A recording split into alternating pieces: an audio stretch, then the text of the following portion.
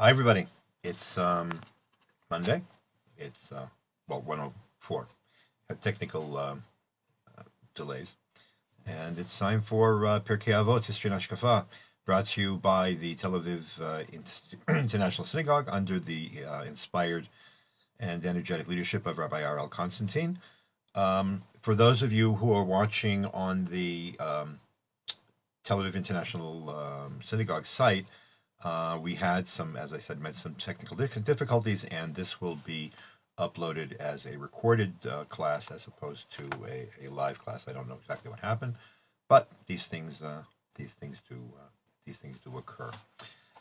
I would like to, however, mention that those of us who teach in the context of TAIS and have had the privilege of doing so from the beginning of Corona, so it's quite a while already.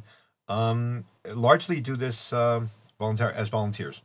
So I say when I brought us under the sponsored by or under the aegis of, that's because we support Rabbi Constantine and are very fond and supportive, excited about the incredible work he does, and about the community that he built, both virtual and real, and just keep that in mind. This is not just a matter of just a class. It's a matter of a mission that all of us feel in that regard. Okay. Excuse me. One of the things that we have been discussing, the 13th Mishnah, according to most numerations, in the third chapter of Pirkei Avot. It is attributed to the second century sage Rabbi Akiva ben Joseph, and it is a list of things where one thing prevents, or one thing which is good or bad prevents something bad from happening. So the first one we discussed at length was that frivolousness and lightheadedness and frivolity can lead to sexual and other kinds of misconduct. And last week we started discussing a very loaded passage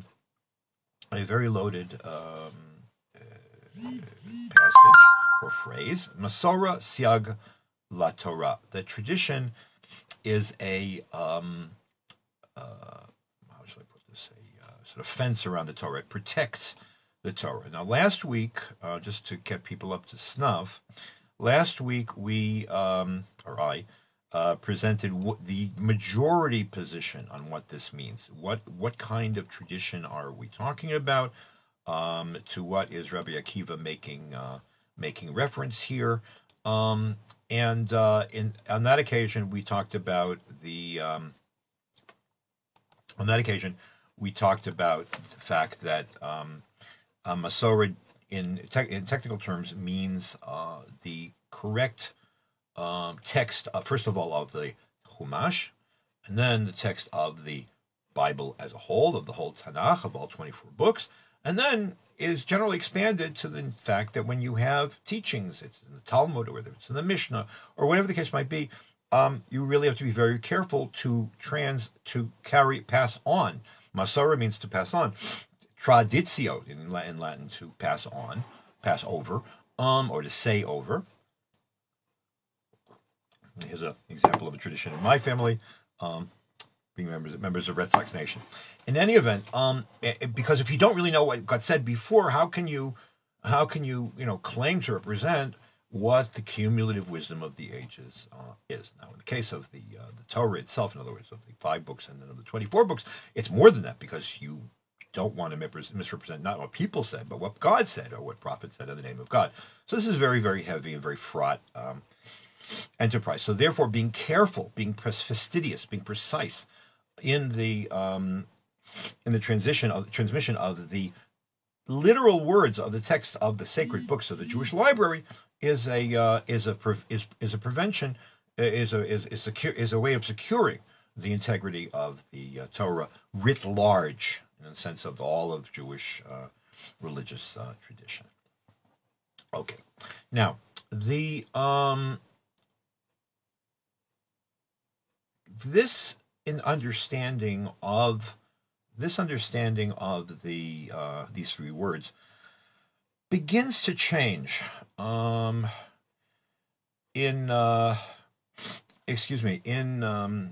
around the 19th century.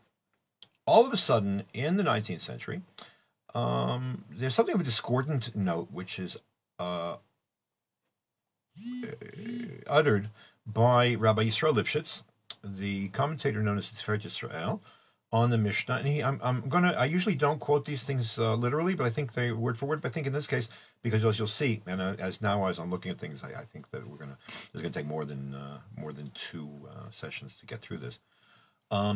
He raises a point which has not been. He sounds a note which has not been heard previously. So I'm reading directly. This is subparagraph 84 in his commentary on the Mishnah on that chapter. Masaret Siag LaTorah. Tradition is a is a fence around the Torah, is a preventative, protective fence around the Torah. Al yedei sichlo efshar sheyachteh adam. A person's reason could cause a person, not really, lechto means to sin, but it also means to miss the mark. In other words, for example, in baseball, as long as I've got the Red Sox cup here, in baseball, a strike is a hachta'ah. Why? Because you failed to you missed the ball. You swung, and you missed the ball. So lachto really also means to miss the mark. You wanted to do X and you didn't do the right thing. You ended up missing. And chatatat hamatara in Hebrew, if you say that you missed the target, means that you didn't understand what was being said, you didn't understand what was being studied, and so on. And he goes on. He says, tohu people can come up with all kinds of absolutely insane, inane, baseless, valueless, void statements about the Torah, God forbid. Maybe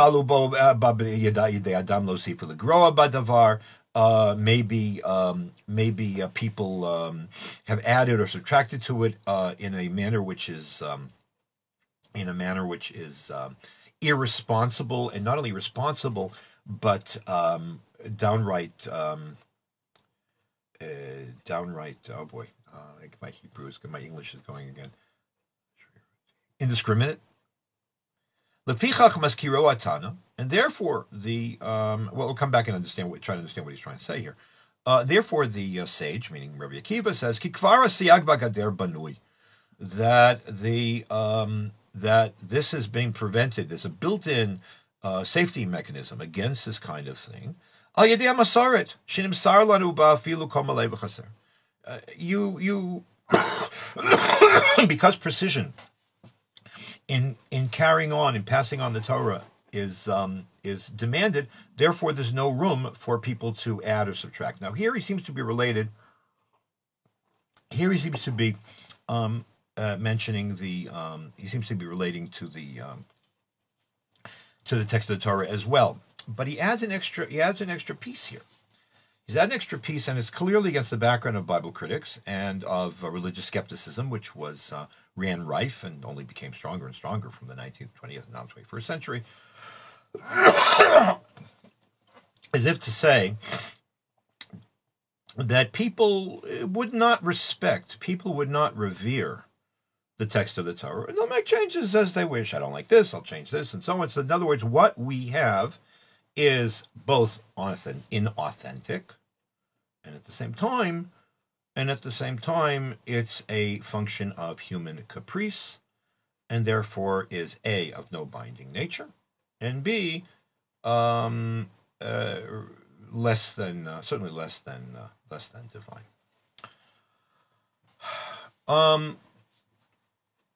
Now, what Rabbi Lifshitz here has opened up is a number of different avenues of criticism which are leveled at traditional Judaism, which demand our attention, which demand a response, and are often touted with little or no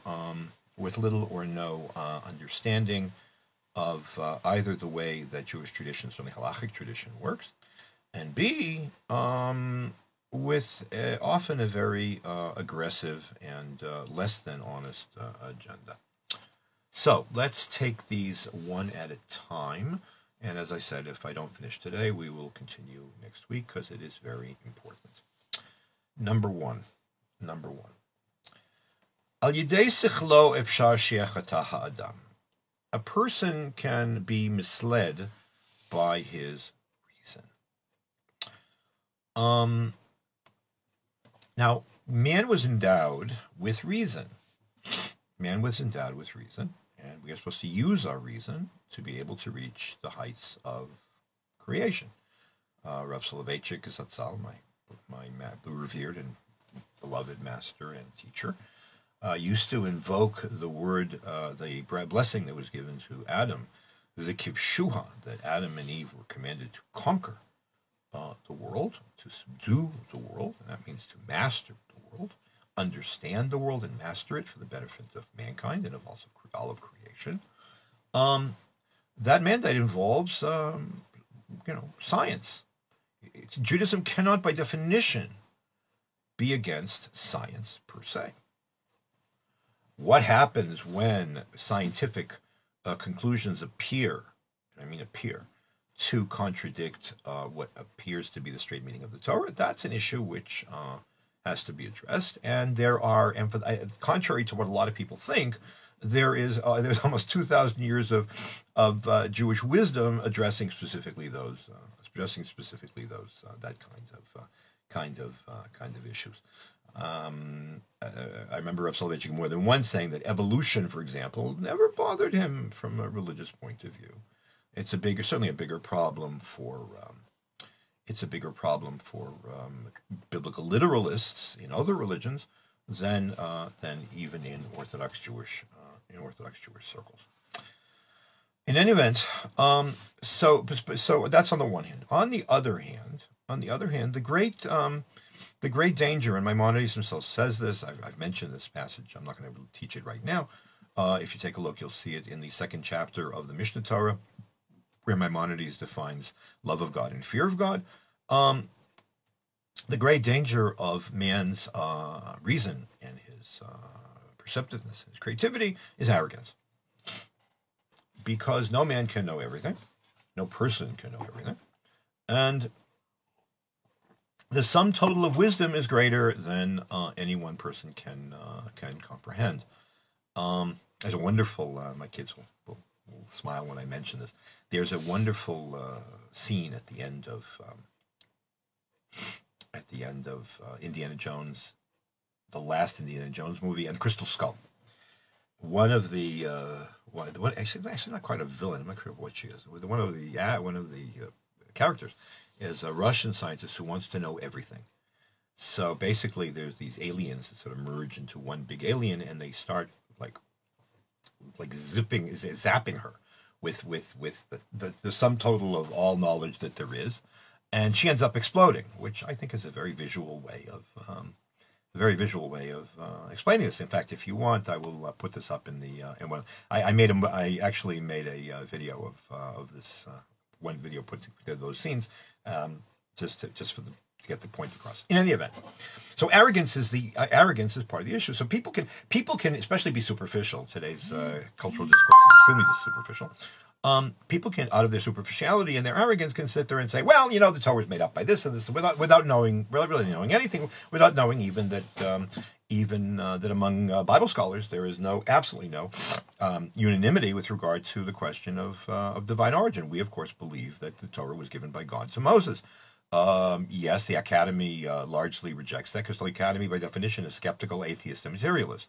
They don't. The Academy, by definition, doesn't allow for the existence of God as a factor in history. So you're sort of playing the game with your hand behind your back. But even among those who are biblical scholars and adhere to scholarly codes of investigation, don't accept that. They said it's perfectly reasonable to assume that the Bible is A, historically accurate, and B, it describes the reality which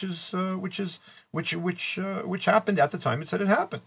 One of these, of course, is my friend and colleague, esteemed friend and colleague, Rabbi Joshua Berman, but there's hundreds of others. In any event,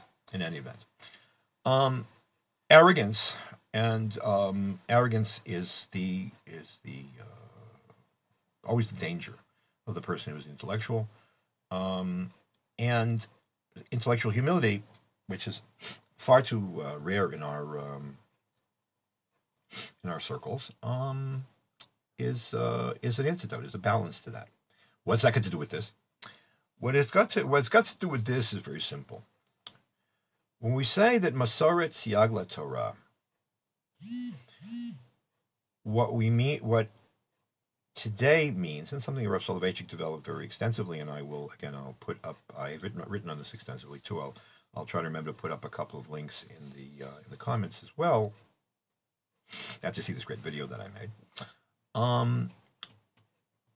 Tradition is a protection of the Torah in the sense that tradition balances. Tradition balances individual observation, and it not modifies, but it couches our understanding of the Torah in the light of the collective wisdom of 3,200 years, 2,000 years of the study of Torah. How does that work, and what is Masorah? That's really what we have to get down to. So Masorah, as I said, is not just the precision of the passing on of the teachings of the previous generations. Masorah is much more than that. In pre-modern society, one of the major sources of identity and knowledge was not just written in books, but it was made up of lore and wisdom and insight that was passed on from father to son, from father to daughter, from mother to son, and from mother to daughter. Tradition is a way of linking a person and linking people with generations upon generations upon generations of those come to which before them, which locates them within history, gives them identity, and allows them to feel like they have a place in the world and not atomized. Identity is largely made up of from whom we came. And that doesn't mean yesterday. That means, going all the way back. I know I am a Jew not just because my parents were Jews, but because I am part of a chain that goes all the way back to our father Abraham. That's who I am. Now, that doesn't mean that I'm not more than the sum of them. I can add something of my own as well. In fact, on the contrary, there's a mission of every individual to add to the chain of tradition. Every Jew has the obligation to add to the collective wisdom of the Jewish people, to learn and to pass on and to add insight and to make it larger. The Torah is an ever expanding, in that sense. The Torah and its implications and its teachings are an ever expanding universe. Now, even when you take something which was already said, when you apply it in a new context with a new emphasis, that's something new as well. It doesn't have to be totally ex nihilo that you've started something. So that sense of being a part of something larger protects the Torah because, number one, because you have to take everything that had been said before into consideration as part of your own investigations, as part of your own internal searchings, as part of your own looking for meaning in the unique context, in this unique history, the world in which you live. They balance each other. So therefore, a person, as Rev Lifshitz seems to say, off the top of his head, is not going to sit there and chuck stuff out the window and say, I don't know this and the other thing, just because you go off half-cocked because you don't understand right now, or you think something different.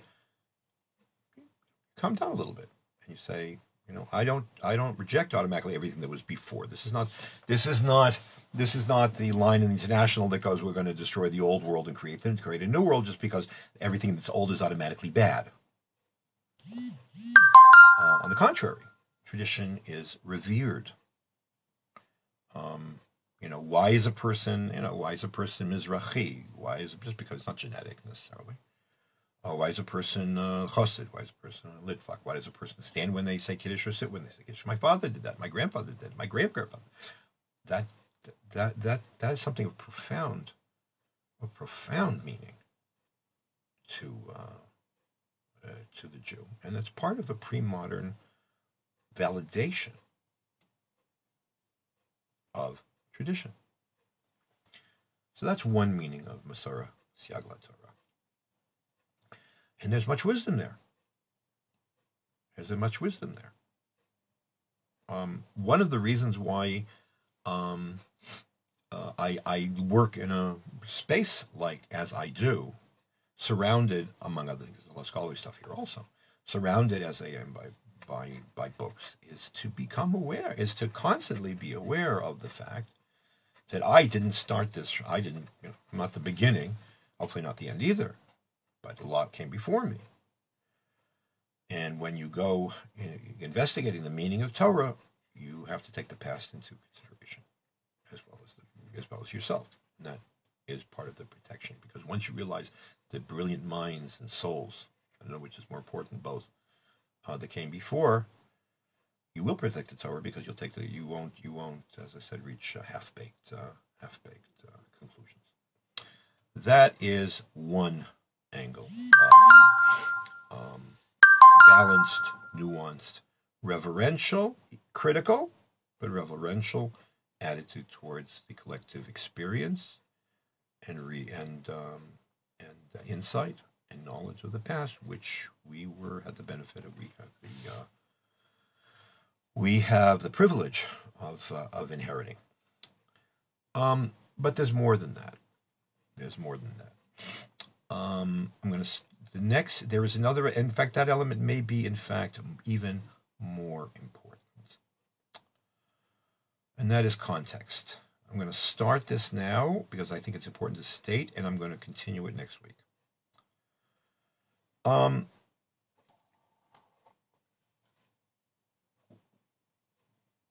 Tradition, or Masorah, in the sense that Rav Soloveitchik used to use it, is an experiential reality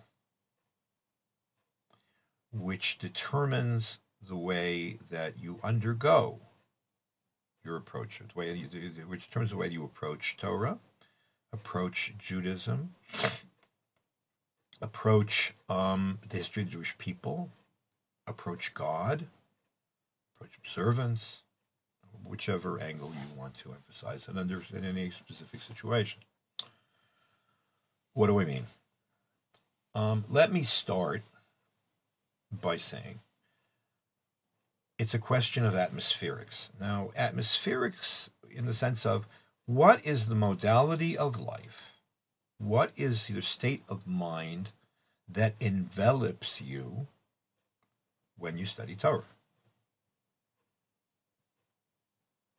How do you relate to the words, to the books that are in front of you, to the people who, for example, to the human being, certainly to the human beings who occupy the Mishnah and the Talmud and the Bible commentaries and the Talmud commentaries and the great thinkers of the generations, Maimonides and Nachmanides, or Abravanel, or I don't know. I mean, Rabbeinu Hirsch, or the Vilna Gaon, or all of the Chassidish Rebbeim, or whoever you want. I mean, it doesn't really matter.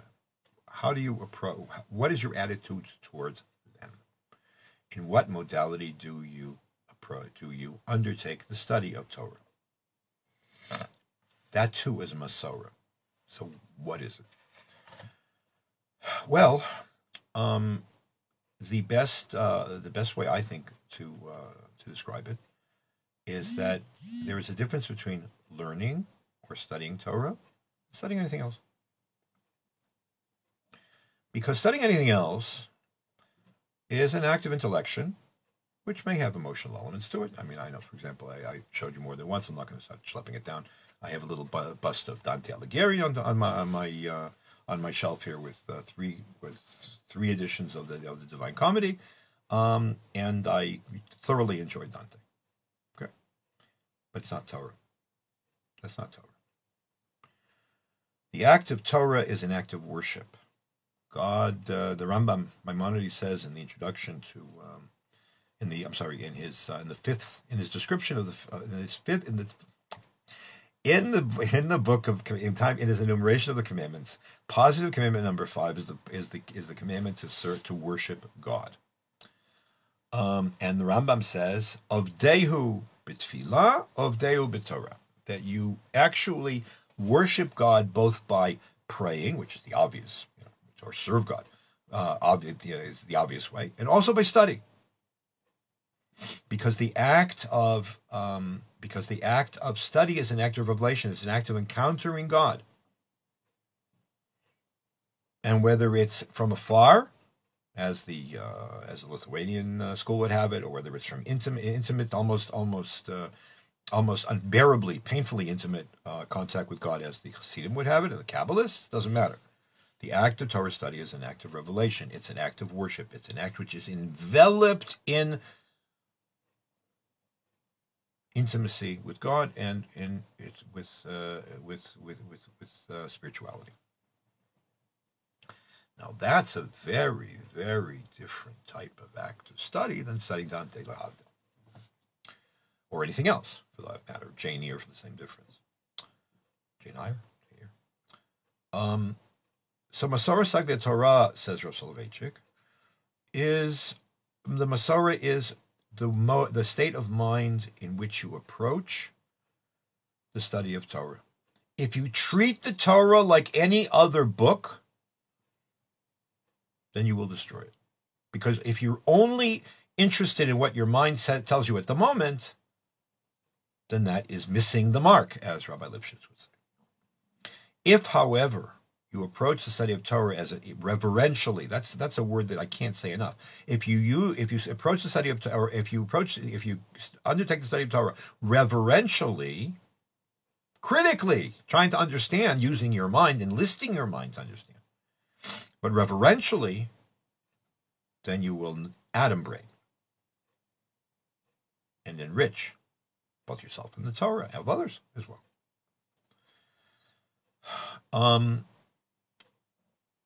Reverence, as part of study, accomplishes a number of different things, has practical implications, which I will discuss next week. One of these, and perhaps the most important one at the moment in terms of contemporary Jewish concerns, is the assumption of the integrity, the consistency,